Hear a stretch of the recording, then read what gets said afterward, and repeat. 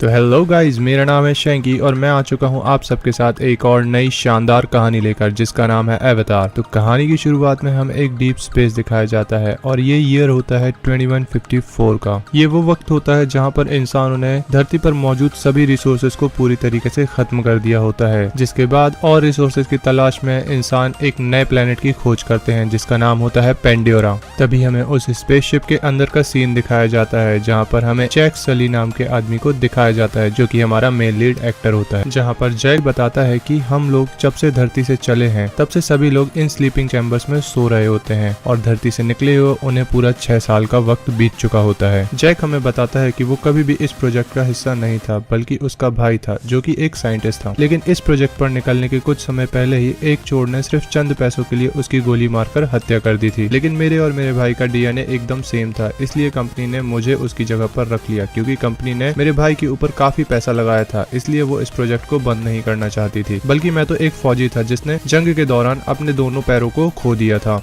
जिसके बाद ये लोग पेंडोरा ग्रह पर पहुंच जाते हैं। जहां पहुंचते ही जैक देखता है कि यहाँ पर बहुत बड़ी बड़ी मशीनें होती हैं जिन्हें इंसान ऑपरेट कर रहे होते हैं, जिसके साथ ही इंसानों ने किसी तरीके का मास्क लगाया होता है और वो पूरी तरीके से हथियारों से लैस होते हैं। ये सभी इंसान पहले मिलिट्री में थे, लेकिन यहाँ पर ये सिर्फ और सिर्फ पैसों के लिए काम करते हैं। जहाँ पर हमें यह भी दिखाया जाता है कि इस प्लेनेट का एनवायरनमेंट इंसानों के लिए बिल्कुल भी अनुकूल नहीं है, जिसकी वजह से सभी को ऑक्सीजन मास्क पहनने पड़ते हैं। फिर हम कैंप के अंदर आते हैं जहाँ पर हमें कर्नल माइल्स को दिखाया जाता है जो कि यहाँ के सिक्योरिटी ऑपरेशन के हेड होते हैं। वो सभी को बताते हैं कि ये जगह किसी नर्क से कम नहीं है, यहाँ पर हर वो जिंदा चीज जो हिलती है और जिंदा है वो तुम्हें सिर्फ और सिर्फ खाना चाहती है। और सभी सोल्जर्स को सलाह देते हैं कि अगर तुम जिंदा रहना चाहते हो तो तुम्हें ही अपनी जिम्मेदारी लेनी होगी। जिससे हमें ये पता चलता है कि कर्नल इस माहौल से काफी अच्छे तरीके से वाकिफ है और इस प्लेनेट के क्रिएचर से काफी नफरत भी करते हैं। जिसके बाद जैक साइंस लैब के अंदर चला जाता है जहाँ पर साइंटिस्ट उसे एक क्रिएचर को दिखाते हैं जो कि एक क्लोन होता है जिसे इंसानों और यहाँ पर रहने वाले लोगों के डीएनए से मिलाकर बनाया होता है, जिन्हें नाभी कहते हैं। एक्चुअली में ये दिखते तो उन लोगों की तरह है जो इस प्लेनेट के निवासी हैं, लेकिन इनके अंदर किसी भी तरीके की चेतना नहीं होती, इन्हें ह्यूमन माइंड ही कंट्रोल करता है। जिसके बाद साइंटिस्ट जैक को बताते हैं कि ये किसी और का नहीं तुम्हारे भाई का ही क्लोन है जिसे अब तुम कंट्रोल करोगे। जिसके बाद हमें बताया जाता है कि इन क्लोन्स को अवतार कहा जाता है और यही रीजन है कि इस पूरे प्रोजेक्ट का नाम भी अवतार होता है। जिसके बाद जैक की मुलाकात डॉक्टर ग्रेस से होती है जो कि जैक को देखकर काफी नाखुश होती हैं क्योंकि उसे जैक की नहीं बल्कि उसके भाई की जरूरत होती है जो कि अब इस दुनिया में नहीं रहा। जिसके बाद वो गुस्सा होकर पार्कर के पास जाती है और पार्कर से कहती है कि मुझे सोल्जर्स की जरूरत नहीं है, मुझे साइंटिस्टों की जरूरत है और मैं अपने इस एक्सपेरिमेंट के बीच किसी भी सोल्जर का इंटरफेरेंस नहीं चाहूंगी। पार्कर उससे कहता है कि हम लकी थे कि उसके भाई का डीएनए उससे मैच करता था, नहीं तो हमारे करोड़ों रुपए का नुकसान हो जाता। जिसके बाद पार्कर उसको कह देता है कि मैं जैक को तुम्हारे साथ सिक्योरिटी का इंचार्ज बनाकर भेजूंगा क्योंकि हम इधर रहने वाले लोगों की तरह दिखेंगे तो हम उनसे ज्यादा आसानी से घुल मिल पाएंगे, लेकिन हमारे रिश्ते दिन प्रतिदिन उनके साथ खराब होते जा रहे हैं जिसकी वजह से काफी खून खराबा हो रहा है। ग्रेस कहती है कि अगर तुम उन पर गोली चलाओगे तो रिश्ते बिगड़ेंगे ही। फिर पार्कर अनऑप्टेनियम नाम के एक पत्थर को दिखाता है जिसके बारे में वो बताता है कि हम इस प्लेनेट पर इसकी वजह से ही हैं क्योंकि ये हमारी धरती पर 1 किलो 100 करोड़ रुपए का बिकता है। हमारा खर्चा, इस प्रोजेक्ट खर्चा और तुम्हारे एक्सपेरिमेंट का खर्चा सब कुछ इसी के पैसे से आता है, इसलिए अगर हमारे बीच कोई आएगा भी तो हमें उसे खत्म करना पड़ेगा। जिसके बाद हमें एक मशीन को दिखाया जाता है जिसमें जैक जाने वाला होता है। ये एक ऐसी मशीन होती है जिसमें जाने के बाद इंसान गहरी नींद में चला जाता है और उसका क्लोन जो कि उसके ही डीएनए से बना होता है होश में आ जाता है और वो पूरी तरीके से एक्टिव हो जाता है। इसका मतलब कि जो भी इस पॉड में जाता है उसका इंसानी शरीर तो सो जाता है लेकिन उसका जो अवतार होता है वो फुल्ली एक्टिव हो जाता है। और जैसे ही जैक का अवतार जागता है वो बहुत ही खुश होता है। डॉक्टर उसे सीधे पड़े रहने के लिए बोलते हैं लेकिन वो वहाँ से उठकर खड़ा हो जाता है। अब वो काफी खुश होता है क्योंकि इस अवतार में उसके पैर पूरी तरीके से ठीक हैं और वो चल फिर पा रहा होता है। अब वो अपने नए बॉडी के हिसाब से अपने आप को कंट्रोल करना सीख रहा होता है जिसकी वजह से वहाँ पर वो कुछ चीजों को गिरा देता है। डॉक्टर्स उसको रिलैक्स करने के लिए बोलते हैं लेकिन वो वहाँ से बाहर की तरफ भाग जाता है और बाहर निकलते ही वो अपने जैसे और भी लोगों को देखता है। जिसके बाद वो काफी तेजी से वहाँ पर दौड़ लगाने लगता है क्योंकि किसी भी इंसान के लिए जिसने अपने पैर पहले गवा चुके हैं उसके लिए ये एक सपने जैसा होगा। और जैक भी दौड़कर अपनी खुशी जाहिर कर रहा होता है कि तभी अचानक वहाँ पर डॉक्टर ग्रेस भी आ जाती है। डॉक्टर ग्रेस आते ही जैक से पूछती है कि आखिर तुम्हें कैसा महसूस हो रहा है, जिसके रिप्लाई में जैक बोलता है कि मैं आपको बता नहीं सकता मुझे कितना अच्छा महसूस हो रहा है। जिसके बाद वो उसे एक फ्रूट भी देती है खाने के लिए जिसे खाकर जैक काफी खुश हो जाता है। कुछ ही देर बाद वहाँ पर रात हो जाती है और उनके अवतार सोने के लिए चले जाते हैं। जैसे ही वो अवतार सोने के लिए जाते हैं उनकी कॉन्शियसनेस वापस से अपने ह्यूमन बॉडी में आ जाती है। इसका मतलब ये है कि जब अवतार सोएंगे तो उनकी ह्यूमन बॉडी जाग जाएगी और जब ह्यूमन बॉडी सोई होगी तो उनके अवतार जाग जाएंगे।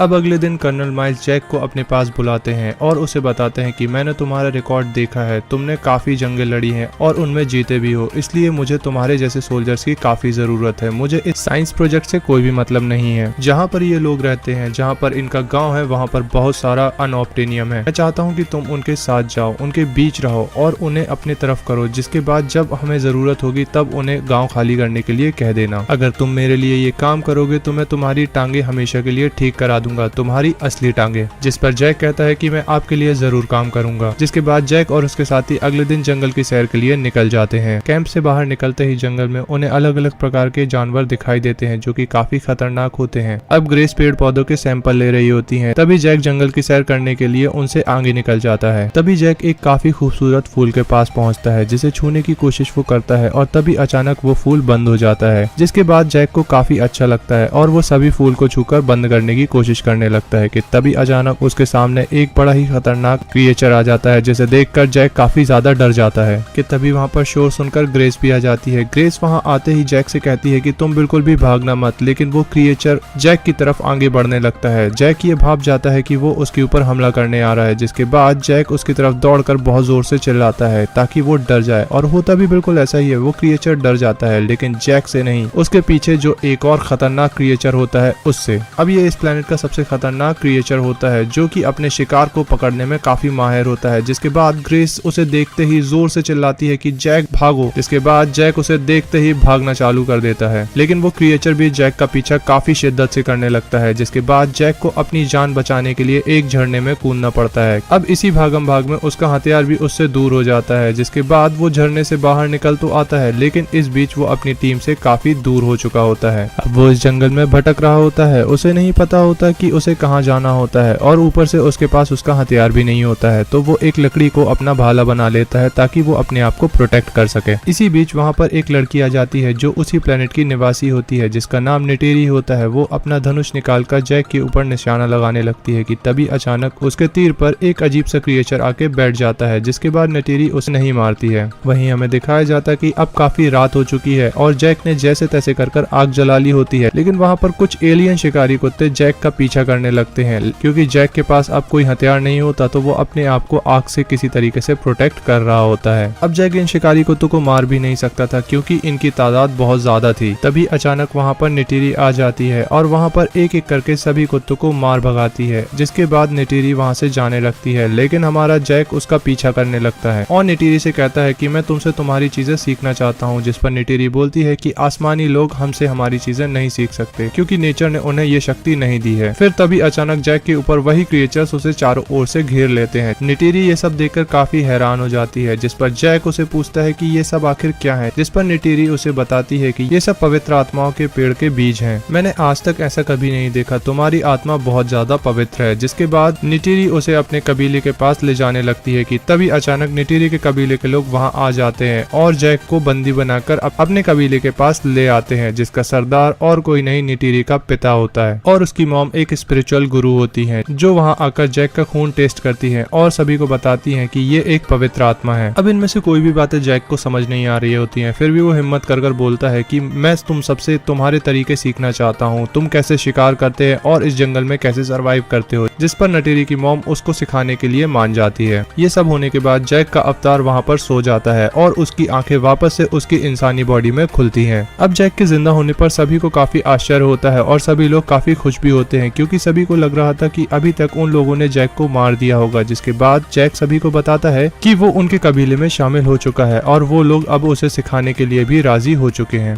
और अब मैं भी उनके गांव का हिस्सा हूँ। पीटर उन्हें बताता है कि जहाँ पर उनका गांव बसा है वो पूरा एरिया 200 किलोमीटर में फैला हुआ है और उनके गांव के बीचों बीच वो धातु अनलिमिटेड मात्रा में है जिसके लिए हम इस प्लेनेट पर आए हैं। पीटर उन्हें बताता है कि तुम्हें उन्हें किसी भी तरीके से उस गांव को खाली करने के लिए बोलना होगा जिससे कि हमें अपना मटेरियल मिल सके। पीटर उसे बताता है कि तुम्हें किसी भी तरीके से उन्हें उस गांव को खाली करने के लिए राजी करना होगा ताकि हमें हमारा अनऑब्टेनियम मिल सके, लेकिन अगर ऐसा नहीं हुआ तो हमें दूसरा ऑप्शन अपनाना पड़ेगा। जिसके बाद जैक उससे पूछता है कि कैसा दूसरा ऑप्शन, जिस पर कर्नल उसे बोलते हैं कि तुम्हारे पास पूरे 3 महीने हैं, अगर तुमने उन्हें वहाँ से खाली करा लिया तो वेल एंड गुड, अदरवाइज वहाँ पर मौजूद हर एक जिंदा चीज को मैं खत्म कर दूंगा। जिस पर पीटर उसे बोलता है कि तुम्हें कैसे भी उस गाँव को खाली करवाना होगा, मैं किसी भी तरीके का खून खराबा नहीं चाहता। जिसके अगले ही दिन से जैक उनके कबीले में जाने लगता है और ऐसा वो प्रतिदिन करता है ताकि उनके तौर तरीकों को वो सीख सके। नटीरी उसे हर एक चीज सिखाती है कि जानवर को कैसे चलाना है, अपने हथियारों को किस तरीके से पकड़ना है, पेड़ों पर कैसे भागना है और आखिर में शिकार कैसे करना है। जिसके बाद हमारा जैक ये सारी चीजें काफी जल्द ही गैस्प करने लगता है। अब ऐसा करते हुए काफी दिन बीत जाते हैं, जिसके बाद नटीरी उसे बोलती है कि अब तुम एक नावी बनने के लिए पूरी तरीके से तैयार हो। दरअसल ये इस कबीले का रिवाज है जहाँ पर हर एक इंसान को ट्रेनिंग कराई जाती है और जब वो सभी कलाओं में परफेक्ट हो जाता है तो उसे एक नावी बना दिया जाता है जो कि एक तरीके का योद्धा होता है। जिसके बाद नटीरी उसे कहती है कि इसके पहले तुम्हें अपना एक वाहन चुनना होगा। एक्चुअली में यहाँ पर बहुत बड़े बड़े पक्षी होते हैं जिन पर बैठकर यहाँ के लोग सवारी किया करते हैं, लेकिन एक नावी अपनी पूरी जिंदगी में सिर्फ एक ही पक्षी चुन सकता है, जिसके लिए उन्हें एक बहुत लंबा सफर तय करना पड़ेगा।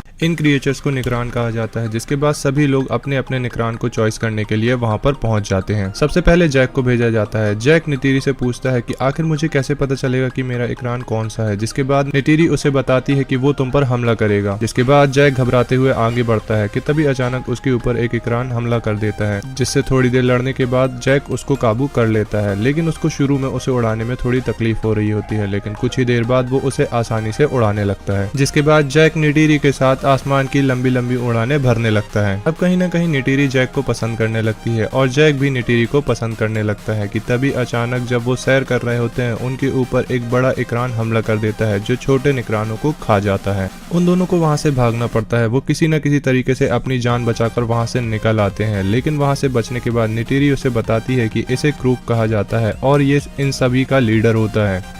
आज तक नावियों की दुनिया में सिर्फ 5 बार लोगों ने इसकी सवारी की है। ये सबसे ज्यादा शक्तिशाली है और इसे आसानी से काबू भी नहीं किया जा सकता। बहुत ही खुशकिस्मत लोग होते हैं जो इसे कंट्रोल कर सकते हैं। जिसके बाद नटीरी उन्हें बताती है कि मेरे दादा के दादा ने उसकी सवारी की थी। जिसके बाद सभी कबीले एक साथ आ गए थे। अब क्योंकि जैक ने नावियों की परीक्षा पास कर ली थी तो उसे पूरी रीति रिवाजों के साथ नावी बना दिया जाता है। जिसके बाद सभी लोग आते हैं और उसके कंधे को छूने लगते हैं। फिर नटीरी जैक को एक पवित्र जगह पर लेके जाती है और उसे बताती है कि इसे आत्माओं का शहर कहा जाता है। यहाँ पर हमारे पूर्वजों की आत्माएं रहती हैं। जिसके बाद जैक अपने बालों से उस पेड़ से कनेक्ट करने लगता है और उसे सच में वहाँ से आवाजें सुनाई देने लगती हैं। तब नटीरी कहती है कि अब तुम हम में से ही एक हो। इसके बाद नटीरी उसे बताती है कि अब तुम इस वृक्ष की लकड़ियों से एक धनुष बना सकते हो और कबीले में से किसी भी लड़की को अपने लिए चुन सकते हो। जिसके बाद जैक बोलता है कि मैं पहले ही चुन चुका हूँ पर उसे भी मुझे चुनना होगा। तब नटीरी समझ जाती है कि ये उसके ही बारे में बात कर रहा है। नटीरी भी उसके जवाब में कह देती है कि वो भी उसे चुन चुकी है। जिसके बाद ये दोनों काफी करीब आ जाते हैं।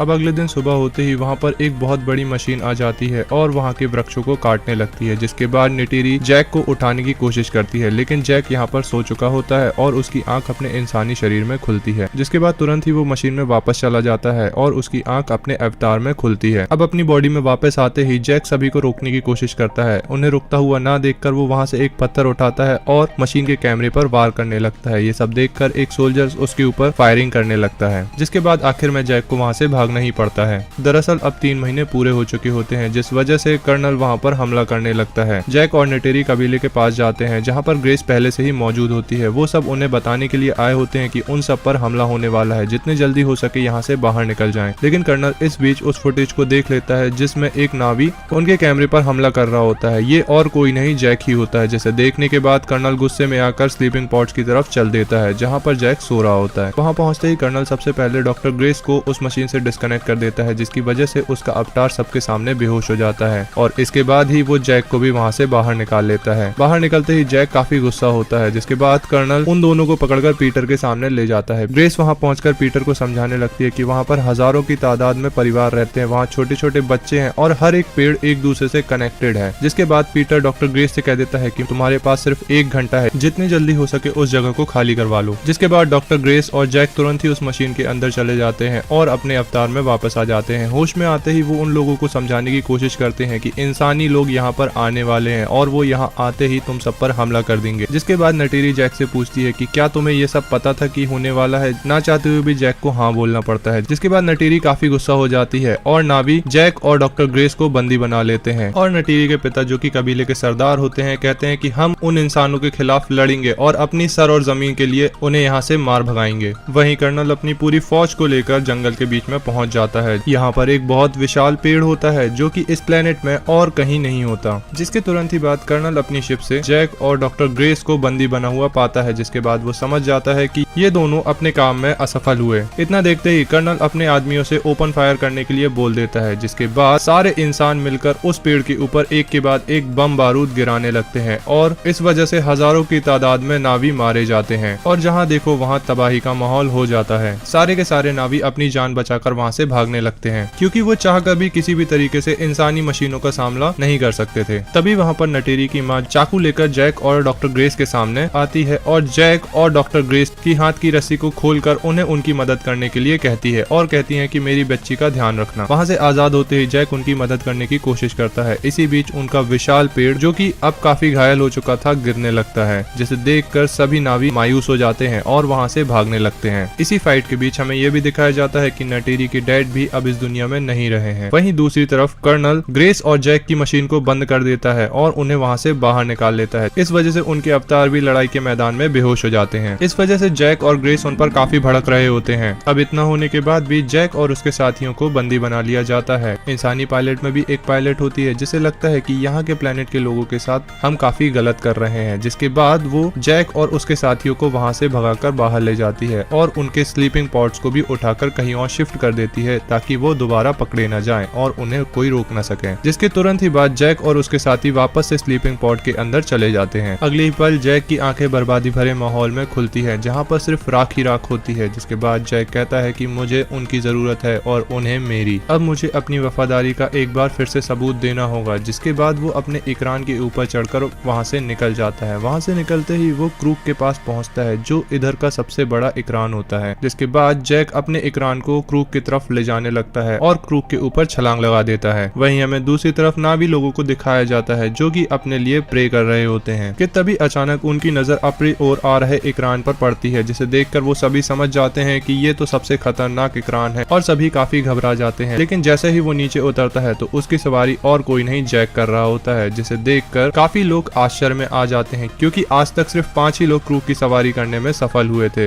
जिसकी वजह से जैक नटीली का विश्वास एक बार फिर जीत लेता है। जैक अब एक ऐलान करता है कि इंसानी लोग हमारी तरफ बढ़ रहे हैं और अब हमें भी इंसानों तक एक संदेश पहुंचाना होगा कि हम इस जगह को किसी भी हालत में खाली नहीं करेंगे। बाकी के कबीलों तक भी ये संदेश पहुंचा दो कि क्रूक मकटू ने उन्हें बुलाया है। दरअसल क्रूक मकटू उसे कहा जाता है जो क्रूक की सवारी करता है। जिसके बाद जैक का ये संदेश पूरे प्लेनेट में फैला दिया जाता है, जिस वजह से यहाँ पर बहुत सारे नावी इकट्ठे हो जाते हैं। फिर हमें जैक को दिखाया जाता है जो कि इस प्लेनेट की देवी जिनका नाम एवा है उनसे बात कर रहा होता है और उनसे बोलता है कि मैं अकेला तो उन इंसानों को नहीं हरा सकता, लेकिन आप जो कि इस प्लेनेट के हर एक जिंदा चीज से कनेक्टेड हैं, आप ही हमारी हेल्प कर सकती हैं और उनसे मदद की गुहार करता है। अगले दिन इंसान इनके आत्माओं के पेड़ को नष्ट करने के लिए आगे बढ़ रहे होते हैं, लेकिन जैक और उसके सभी साथी युद्ध के लिए बिल्कुल तैयार होते हैं। जैक के कुछ साथी हवा से इंसानों पर हमला करते हैं और कुछ जमीन से भी उन पर हमला करते हैं। जैक के पास इस प्लेनेट का सबसे बड़ा इकरान होता है, इसलिए वो इंसानों के हेलीकॉप्टर को पकड़ पकड़ कर एक दूसरे पर आसानी से फेंकने लगता है। जैक काफी बहादुरी से लड़ रहा होता है, लेकिन वो इंसानों से बिल्कुल भी जीत नहीं पाता क्योंकि इंसानों के पास हथियार होते हैं, गोलियां होती हैं और इस प्लेनेट के लोगों के पास ऐसा कोई भी हथियार नहीं होता। इसीलिए धीरे धीरे इस प्लेनेट के लोगों की हार होने लगती है। एक पल ऐसा आता है कि नटेरी को जब चारों ओर से घेर लिया जाता है, जिसके साथ ही इंसान उसकी तरफ धीरे धीरे कर बढ़ रहे होते हैं और नटेरी के पास भागने के लिए कोई दूसरा रास्ता भी नहीं होता कि तभी अचानक इंसानों के रेडियो पर उन्हें मैसेज आता है कि कोई भारी भरकम चीज उनकी तरफ बढ़ रही है। इंसानों को इसके पहले कुछ समझ आता कि तभी अचानक उनके सामने उस प्लेनेट के भारी भरकम जीव जो कि काफी खतरनाक है और उन पर गोले बारूद का भी कोई असर नहीं होता, उन पर हमला कर देते हैं और एक एक कर सभी को मारने लगते हैं। वहीं दूसरी तरफ हमें दिखाया जाता है कि आसमान में बहुत सारे इकरान आ चुके हैं और हेलीकॉप्टर्स पर हमला करने लगते हैं, जिसे देखकर हमें पता चलता है कि देवी एवा ने जैक की प्रार्थना स्वीकार कर ली है और उनकी मदद के लिए अनेकों प्रकार प्रकार के जीव जंतुओं को भेज दिया है। फिर हमें कर्नल को दिखाया जाता है जो कि अभी भी हार मानने के लिए तैयार नहीं होता। वो अपने बहुत बड़े से रोबोट के अंदर फिट हो जाता है और जैक पर हमला करने लगता है। जैक और कर्नल के बीच में काफी घमासान लड़ाई होने लगती है। तब कर्नल जैक से कहता है कि लगता है तुम भूल चुके हो कि तुम आखिर कौन हो, क्योंकि कर्नल को जैक का स्लीपिंग पॉड मिल चुका होता है और वो उस स्लीपिंग पॉड पर हमला करने लगता है, जिसे जैक काफी रोकने की कोशिश करता है, लेकिन इस वजह से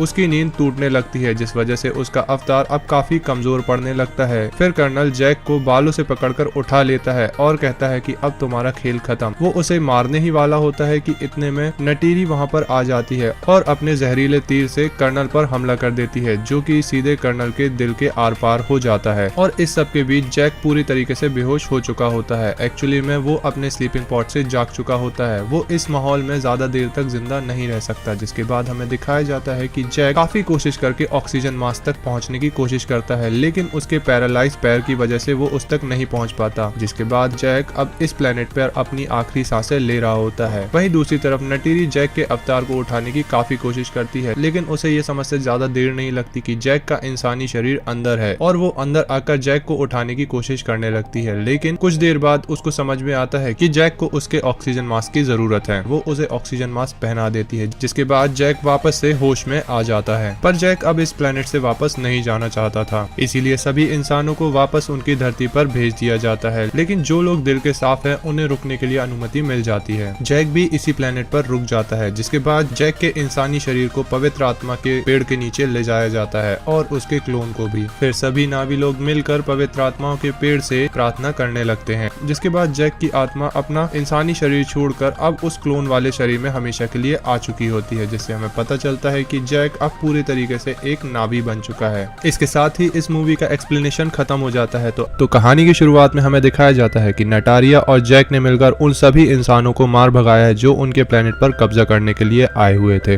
अब यहाँ पर सिर्फ वही लोग रह गए हैं जिनका मन पूरे तरीके से साफ है। जिसके बाद हमें दिखाया जाता है कि जैक को डॉक्टर ग्रेस के अवतार से पैदा हुई एक बच्ची भी मिली, जिसका नाम उसने केटी रखा और अपने पहले बच्चे का नाम निटीम रखा। वहाँ के सभी लोगों का मानना था कि हमारी जिंदगी यहाँ की देवी एवा की देन है और हमारी जिंदगी सिर्फ और सिर्फ उन्हीं को पूरी तरीके से समर्पित होनी चाहिए। अब इसी के साथ जैक अपनी जिंदगी नटारिया के साथ काफी खुशी से जीने लगा था, जिसके बाद हमें यह भी पता चलता है कि अब जैक के टोटल 4 बच्चे हो चुके थे। धरती के लोगों के वहाँ से चले जाने के बाद उन्हें वहाँ पर कर्नल का एक बेटा भी मिलता है, जो काफी छोटा था। अब क्योंकि कर्नल मारा जा चुका था, इसलिए उन्होंने उसे अपने पास ही रखा और उसका नाम स्पाइडर रखा। वो भी जैक के बच्चों के साथ ही खेला करता था और उन्हें ही अपना परिवार माना करता था। लेकिन नटारिया के लिए अभी भी वो एक एलियन ही था और वो हमेशा ही उसके बच्चों से अलग रहने वाला था। जैक ने अपने बच्चों को खुद ही हथियार चलाने की और लड़ने की कलाएं सिखाई और वो सभी अपनी फैमिली के साथ काफी खुश थे। और एक दिन अचानक उन्हें आसमान में एक नया सितारा दिखाई देता है और इसका सिर्फ एक ही मतलब था कि इंसान अपनी स्पेसशिप लेकर एक बार फिर से पेंडोरा पर आ रहे थे। पर इस बार वो काफी ज्यादा तैयारी के साथ आए थे, क्योंकि उन्होंने अपनी पिछली हार से बहुत सारी चीजें सीखी थी। और एक बार फिर से वहाँ पर पहुँचते ही इंसानों ने सब कुछ बर्बाद करना चालू कर दिया। जिसके बाद हमें इंसानों की लैब का सीन दिखाया जाता है, जहाँ पर एक और क्लोन तैयार हो रहा होता है। ये क्लोन और किसी का नहीं बल्कि कर्नल का होता है, जिसने पिछली बार पेंडोरा में दहशत का माहौल बना के रखा था। लेकिन इस बार इस क्लोन में कुछ अलग बात होती है, क्योंकि पिछले क्लोन्स की तरह इसे कोई स्लीपिंग मशीन की जरूरत नहीं थी, बल्कि इसे तो एक चिप से बनाया गया था, जिसमें पुराने कर्नल की सारी यादें पहले से ही फीड थी। और इस बार उसका मकसद सिर्फ जैक को पकड़ना था, जो कि पेंडोरा पर चल रहे इंसानों के काम में हर बात पर बाधा बन रहा था। और आज भी वो अपने साथियों के साथ हथियार से भरी एक ट्रेन को क्रैश कर उसके सारे हथियारों को लूटने लगता है। वहीं हम जैक के दोनों बेटे को देखते हैं, वो भी अपने डैड की तरह काम करना चाहते हैं, इसीलिए वो भी उनका पीछा करते हुए उनके साथ हथियार लूटने के लिए आ जाते हैं कि तभी वहाँ पर इंसानों की स्पेसशिप आ जाती है और वहाँ पर अंधाधुंध फायर करने लगती है। इसी दौरान निटीम घायल हो जाता है, लेकिन खुशकिस्मती से उसे कुछ हुआ नहीं होता है और वहाँ से जैसे तैसे कर जैक उसे वापस ले आता है। वहाँ पर बहुत सारे नावी गुफाओं में छुप कर रहा करते थे, क्योंकि पिछली बार इंसानों ने आकर उनके घर को तबाह कर दिया था। वहाँ पर जैक अपने बेटों को बहुत डांट लगाता है, क्योंकि उसके मना करने के बावजूद भी वो इतने खतरनाक मिशन पर उसके साथ गए थे। अब कर्नल अपने अवतार साथियों के साथ बेस पर पहुंचता है। बेस पर पहुंचते ही वहाँ की ऑफिसर उन्हें बताती है कि जैक आए दिन उनके लिए एक खतरा बनते जा रहा है और अगर इंसानों के लिए पेंडोरा को रहने लायक बनाना है तो हमें जैक को पकड़ना ही होगा। इसके लिए उसकी आर्मी काफी दिनों से उसकी खोज कर रही थी, लेकिन उन जंगलों में उसे ढूंढना काफी मुश्किल था। जिसके बाद कर्नल और उसके साथी अवतार जंगल के बीच में आके उसे ढूंढने लगते हैं। वहीं पर जैक के सभी बच्चे भी घूमने के लिए आए होते हैं और दूसरी तरफ कर्नल उस जगह पर होता है जहाँ पर पिछली बार उसकी बाकी नावियों से लड़ाई हुई थी। वहीं पर जैक के बच्चों की नजर उन पर पड़ जाती है, जिसके बाद ये सारी बातें वो जैक को बता देते हैं। जैक उन्हें वहाँ से चुपचाप बिना किसी हरकत किए वहाँ से निकलने को बोल देता है। वो सभी बच्चे जैक की बात मानकर चुपचाप वहाँ से निकलने लगते हैं, लेकिन तभी अचानक वहाँ पर कर्नल और उसके साथी आकर उन्हें पकड़ लेते हैं और बंदी बना लेते हैं। तभी कर्नल स्पाइडर को देखकर पहचान लेता है कि वो उसी का बच्चा है, जिसके बाद कर्नल वहाँ से उन्हें ले जाने की तैयारी करने लगता है। तब तक जैक और नटेरी भी वहाँ पर पहुँच चुके थे। वहाँ पर पहुँचते ही जैक और नटेरी छुपकर अपने हथियारों से उनके ऊपर हमला करने लगते हैं और इस सब के बीच वो सभी बच्चों को वहाँ से सुरक्षित बाहर निकालने में कामयाब हो जाते हैं। लेकिन इस भागादौड़ी में स्पाइडर कर्नल के कब्जे में आ जाता है, जिसे कर्नल अपने साथ वहाँ से ले जाता है। अब जैक अपनी फैमिली को सुरक्षित रखना चाहता था, जिसके लिए वो वहाँ से उन्हें निकलने के लिए कह देता है, क्योंकि जैक को लगता था कि उन्होंने स्पाइडर को पकड़ लिया है और जैसे तैसे करके उससे वो जानकारी निकलवा ही लेंगे कि आखिर हम लोग रहते कहाँ पर हैं, जिसकी वजह से उसके बाकी के सारे लोग भी मारे जा सकते थे। और होता भी बिल्कुल ऐसा ही है। यहाँ पर लैब में स्पाइडर के ऊपर काफी सारे एक्सपेरिमेंट होते हैं और उसे काफी टॉर्चर भी किया जाता है, ताकि वो लोग उनके साथियों का पता उससे निकलवा सके। लेकिन स्पाइडर उन्हें किसी भी तरीके का जवाब नहीं देता है, जिसके बाद कर्नल खुद अपने तरीके से उससे जानकारी निकालने के लिए पहुंच जाता है और उसे वहां से उसकी आजादी का लालच देकर उससे जानकारी निकलवा लेता है। इधर जैक अपने कबीले में किसी और को मुखिया बनाकर अपनी फैमिली के साथ कहीं दूर निकल जाता है, जहाँ इंसान उसे कभी ढूंढ न सके। और बहुत सारे आइलैंड पार करने के बाद वो एक अनोखे आइलैंड पर पहुंचता है।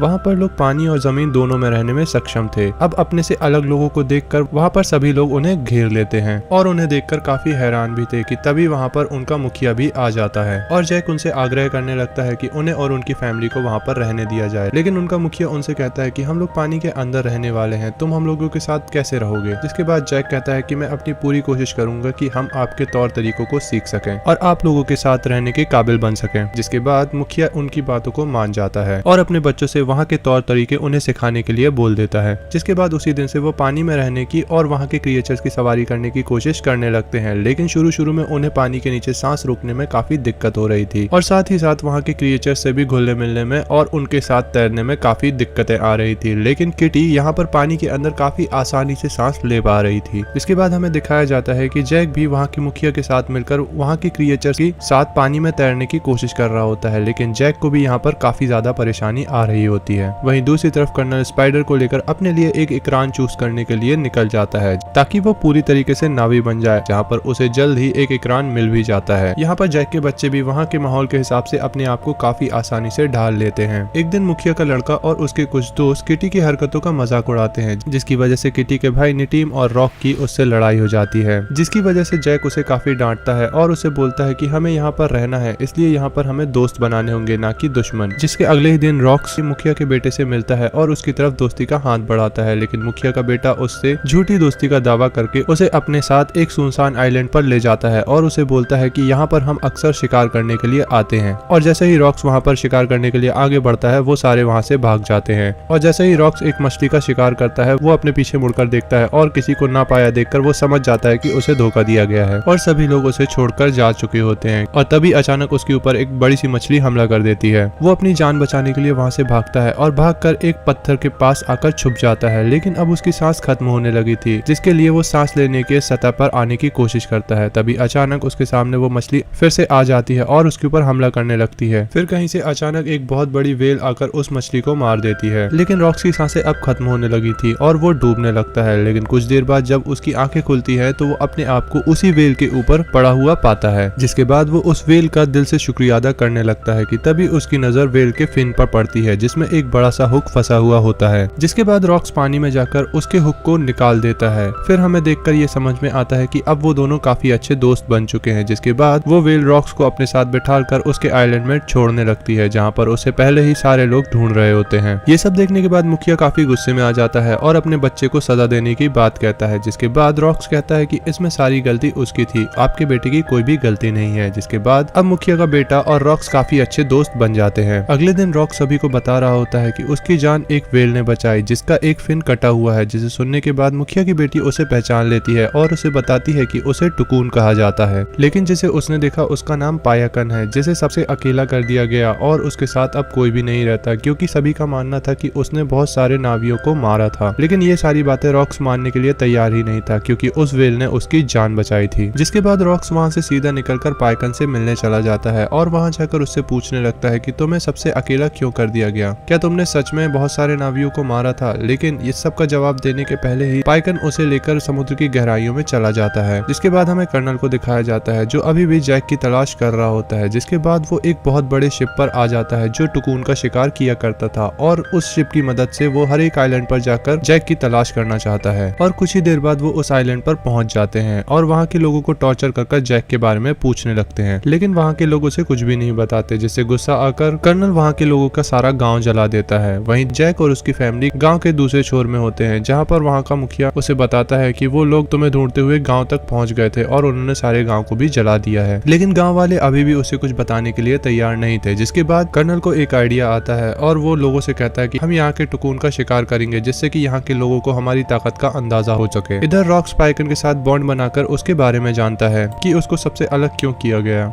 रॉक्स उसमें देख पाता है कि कैसे हंटर्स ने उसके ऊपर अचानक से हमला किया था जिसकी वजह से काफी सारे नावी मारे गए, लेकिन सभी ने उसे ही किलर समझा था। यहाँ दूसरी तरफ हमें दिखाया जाता है कि कर्नल और उसके साथी उस गांव के बहुत बड़े टुकून पर हमला कर देते हैं और बहुत ही जल्द उसे मार भी देते हैं। जिसके बाद वो लोग उसके अंदर से किसी तरीके का सीरम भी निकालते हैं जो कि इंसान की एज को रोक लेता था। जिसके बाद कर्नल उसकी लाश को आइलैंड के पास ही फेंक देता है। ये सब देखने के बाद वहाँ के लोग काफी दुखी होते हैं क्योंकि उनकी सारी फैमिली वहाँ के सारे जीव जंतु ही होते हैं। जिसके बाद वहाँ के लोग काफी गुस्से में आ जाते हैं और इंसानों से अपना बदला लेने के लिए लड़ाई की तैयारी करने लगते हैं। तभी वहाँ पर जैक आ जाता है और उन्हें समझाता है कि आप उन लोगों से लड़कर किसी भी हालत में नहीं जीत सकते क्योंकि उनके पास आधुनिक तरीके के हथियार और मशीन गन्स वगैरह हैं। ये सब देखने के बाद रॉक्स को पाइकन की चिंता होने लगती है जिसे मिलने के लिए वो वहाँ से निकल जाता है। अब उसके भाई बहन भी उसे रोकने की कोशिश करते हैं लेकिन रूक्स उनकी बात नहीं सुनता जिसकी वजह से वो भी उनके पीछे आ जाते हैं। रूक्स पाइकन के पास पहुंचते ही देखता है कि उसे एक तीर लगा है जिसे सभी मिलकर निकालने की कोशिश करने लगते हैं। तभी वो देखते हैं कि हंटर की शिप उन्हीं की तरफ आ रही है और रॉक्स ये सारी बातें अपने डैड को बता देता है। ये सब सुनने के बाद जैक अपने साथियों को लेकर उनकी तरफ निकल पड़ता है और बड़ी मुश्किल से जैक और उसके भाई बहन उस तीर को पाइकन के शरीर से निकाल पाते हैं। जिसके बाद वो वहाँ से भागने लगते हैं लेकिन कर्नल उनके पीछे हाथ धोकर पड़ जाता है क्योंकि उनकी मदद से कर्नल जैक तक पहुँच सकता था। लेकिन आखिरकार कर्नल उन्हें अपने जाल में फंसा ही लेता है और अपने इकरान से उठाकर शिप पर ले आता है। जिसके बाद वो उन्हें बंदी बना लेता है। ये सारी बातें जैक दूर से देख रहा होता है। जिसके बाद कर्नल उसे अकेले अपने पास आने के लिए कहता है। जैक उसकी तरफ बढ़ने ही लगता है। तभी अचानक वो बड़ी सी व्हेल जिसका नाम पाइकन होता है उनके ऊपर हमला कर देते हैं और चारों तरफ तोड़फोड़ मचाने लगता है। ये देखने के बाद ही जैक और उसकी टीम बच्चों को बचाने के लिए दुश्मनों पर हमला कर देते हैं। नटीरी भी अपने इकरान पर बैठकर उन पर हमला कर देती है और एक एक कर सभी को मारने लगती है। इस सब के बीच वो सारे बच्चों को बचाने में कामयाब हो जाते हैं लेकिन इस बार वो किटी को पकड़ लेते हैं। अब वो शिप डूबने ही वाली होती है इसीलिए सब उससे भागने लगते हैं। लेकिन इसी दौरान जैक के बड़े बेटे को भी गोली लग जाती है और उसे बाहर निकालते हुए ही उसका दम टूट जाता है। उधर किटी कर्नल के कब्जे में थी। अब ये सब देखने के बाद जैक और निटेरी काफी ज्यादा गुस्से में आ जाते हैं और कर्नल से अपना बदला लेने के लिए उसकी तरफ निकल पड़ते हैं और वो शिप पर पहुंचते ही किसी घायल शेर की तरह सभी पर हमला करने लगते हैं और एक एक कर सभी को बहुत ही ज्यादा बुरी मौत मारते हैं कि तभी अचानक कर्नल किटी को चाकू की नोक पर रखकर जैक से अपने हथियार डालने के लिए बोल देता है। तभी अचानक नटारिया स्पाइडर को पकड़ लेती है और उसको मारने की धमकी देती है जिसे देखकर कर्नल काफी डर जाता है और किटी को छोड़ देता है। जिसके बाद जैक सभी से वहां से जाने के लिए बोल देता है और खुद कर्नल पर हमला करने लगता है। लेकिन अब वो शिप पलटने वाली थी जिसकी वजह से सभी लोग उसके अंदर ही फंस जाते हैं